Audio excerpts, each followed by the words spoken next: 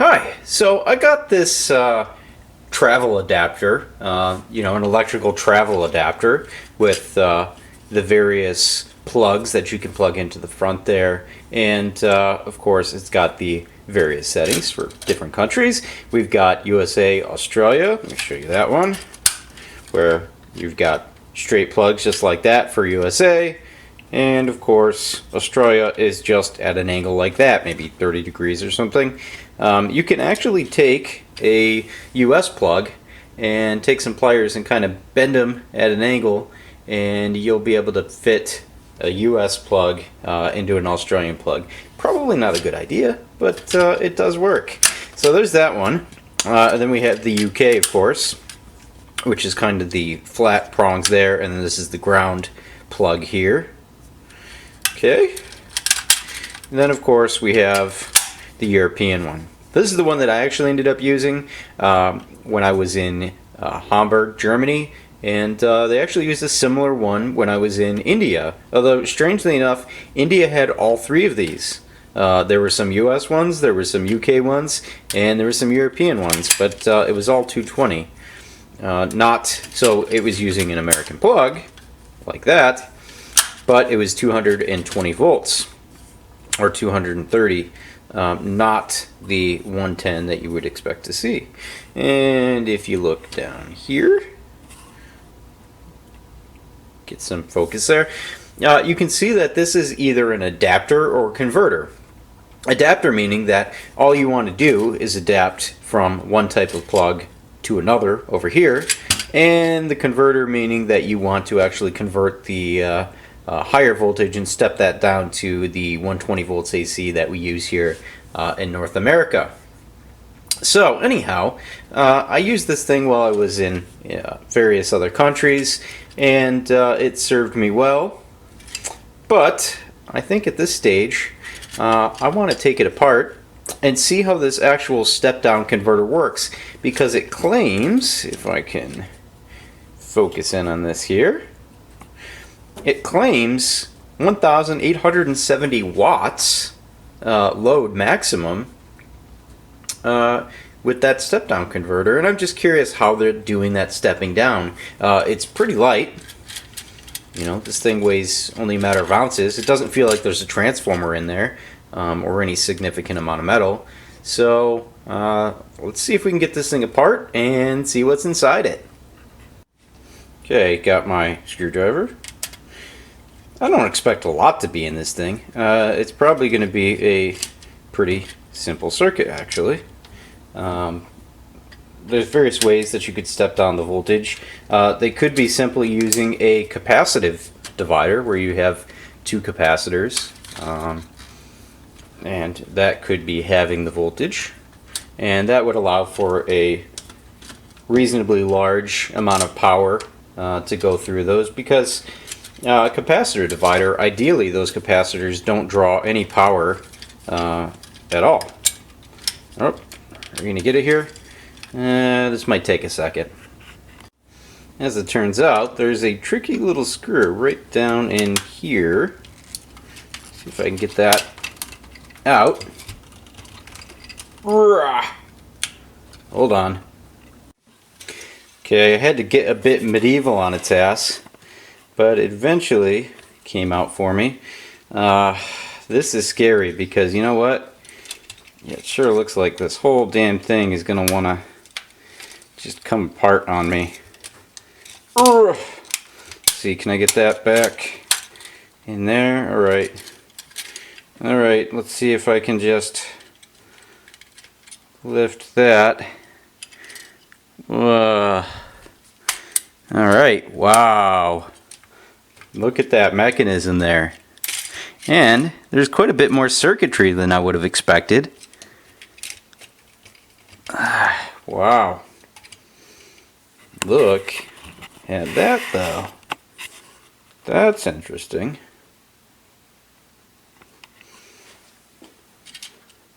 So I guess you push these up. I see. If you look here at these contacts down in here and down here, and here, and of course on the other side. As you push these up to push the plug out and through the case, so you can physically use it, then it makes contact on the other side here. You can see down in there, so you can plug in from the other side. Pretty ingenious, the mechanical design that went into this thing. But what I'm interested in is down here. Okay, so I'm zoomed in as far as this camera will let me go, and I'm shining a light on here to try and see a little bit better. It's a little bit dark in there. And you can see right here, it's hard to see, move it a little bit, you can see a little better. This here and here, these are the bulbs that shine through the front that tell you either that you have a surge, one of them surge, and then the other one tells you that you are, I believe, at 230 volts. I don't think it says whether it's 120, but I think it lights up when you're at 230, just to let you know. Well, to let the person using this know. So we have a big resistor here wrapped in heat shrink. I wonder what kind of value that is. Down here we have a mauve, obviously for protection between here and over here, which is the line. Traditionally, in the IEC standard, blue is neutral and then brown is hot. So it's a little bit different than what we do in the US here, where white we have for neutral and then black is hot. Up here, I'm assuming that's probably a PTC, and I wonder if that's supposed to be touching that heatsink like that, or if it's just kind of flapping in the breeze there and measuring the air temperature inside there. I don't know. And down here we have polycap.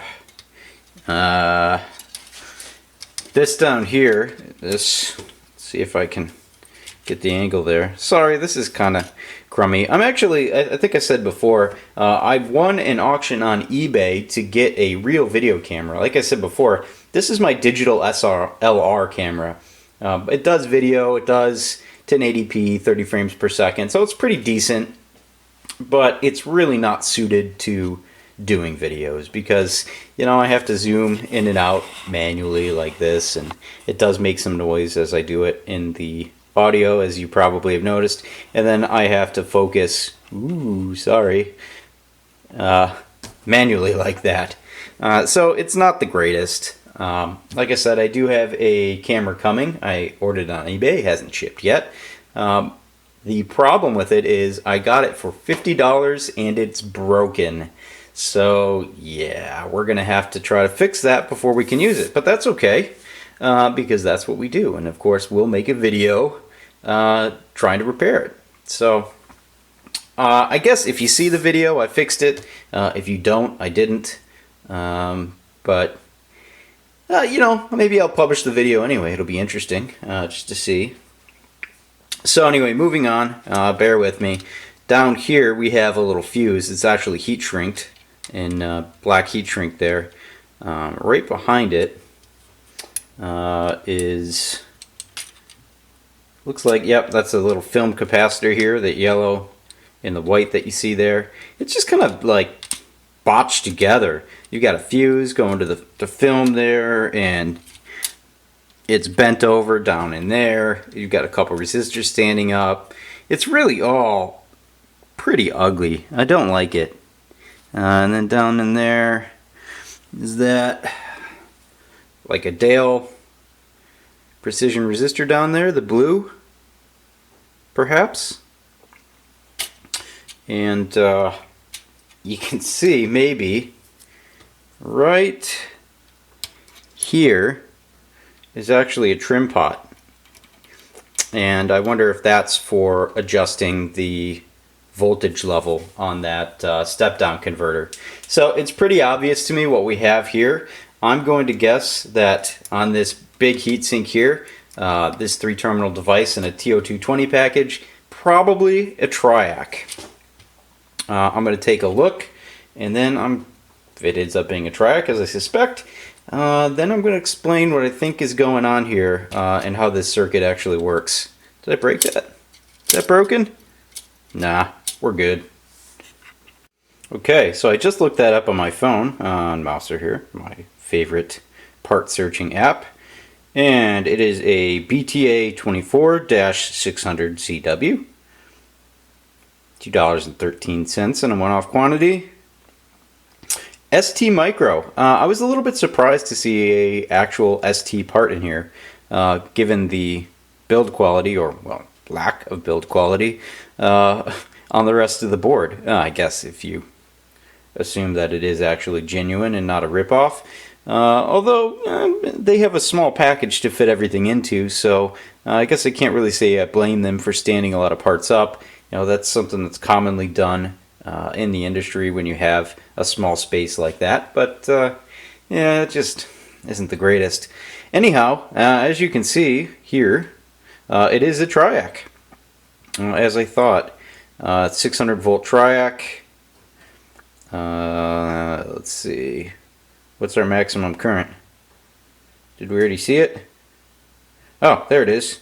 Triac, 25 amp, 600 volt. So that makes sense now. Why we can get something like over 1800 watts out of this thing. Because certainly our track is built to handle it. Let me draw up a quick schematic. I'm going to try and reverse engineer this a little bit, and we'll see kind of what we have going on here.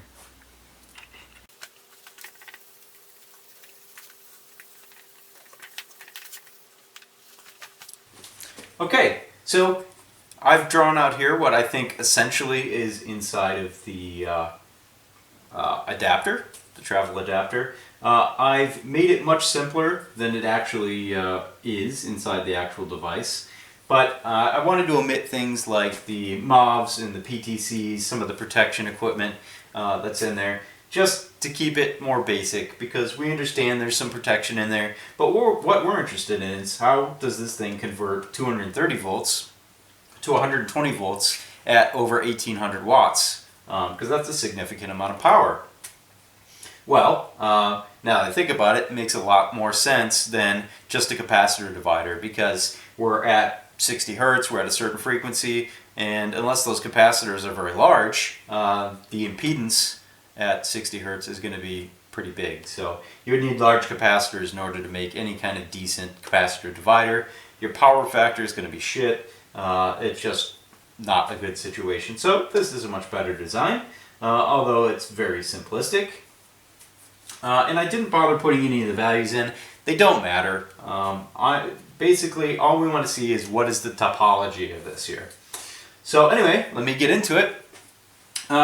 So the way I drew this is actually what's called a low side type of dimmer, because that's essentially what this is. If you were to open up your dimmer control in your light dimmer switch in your house, it's going to have something very similar to this. That's actually how a dimmer circuit works.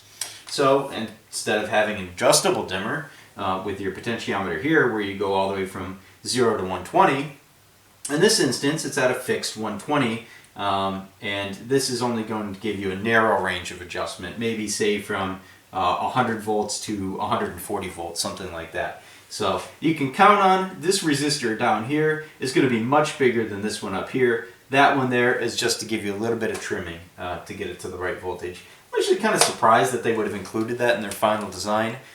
You'd think that they would use probably just some more standard value resistors, although maybe at the factory they actually have to trim it out to get it to work due to variances. I'm not sure. Anyhow, so what we have here, if you ignore that potentiometer and just assume it's part of that resistor there, you can see between here and here we have an RC circuit. And what do RC circuits do? Well, they give us timing, which is important because we have a time varying waveform, a sine wave. And what we want to do is we effectively want to cut off this sine wave roughly at halfway so that we get half the voltage that we had before, so that we can cut the voltage down, obviously. So how does that work? Well, what happens is, I'll use red to make this clearer, as your circuit starts charging up through here, your wave is coming up like this. Now this red is representing our capacitor charge.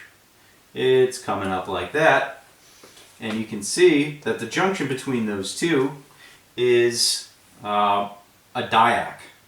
And what does a diac do? A diac is a thyristor, just like a triac, basically back-to-back transistors. And what do? Well, they're kind of like a Zener diode for AC circuits. What it does is, at a certain voltage, usually between 25, 35 volts, it will break down, not break down, but it'll go into an avalanche region where it conducts in either direction.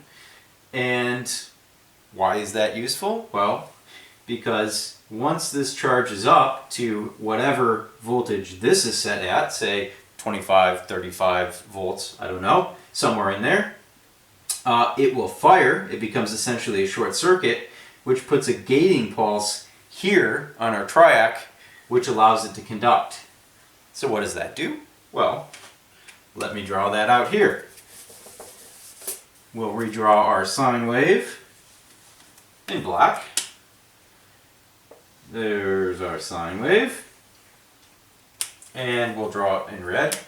So now, what's happening is, when this thing is first coming on, the capacitor is initially uncharged. This is an open circuit. Your triac doesn't have a gate pulse. It hasn't fired. So, if you follow it through, assume we're coming from line side, we go up through our load, back down. Hasn't started coming through here yet. This resistor and capacitor over here, that's just for suppression, because whenever this triac fires, there's transient spikes. If you have an inductive load, that's especially important because you have back EMF from an inductive load, and that just kind of suppresses it. You know, it's timing, but it suppresses those spikes with its time constant. So essentially, we can ignore these. I'm sure that it's in the circuit, but we'll ignore it for now for simplicity. So anyway, we're coming from line, we're coming through, can't go that way, can't go that way. It's not conducting. It hasn't started conducting yet. So the only path it can take is up through our load and then start charging through our RC circuit. That charges up to a point where our diac fires. So let's go here. This is our output to our load is in red. We're getting nothing right now because remember, it can't go through either. Can't go through our triac. Nothing, nothing, nothing. And then, because we want that half of the voltage that we have coming in, once this RC circuit, which is trimmed to fire at this point, charges up, fires the diac, gates the triac, boom, triac turns on. Suddenly, that's conducting, and that's allowing power to flow to our load. Just like that.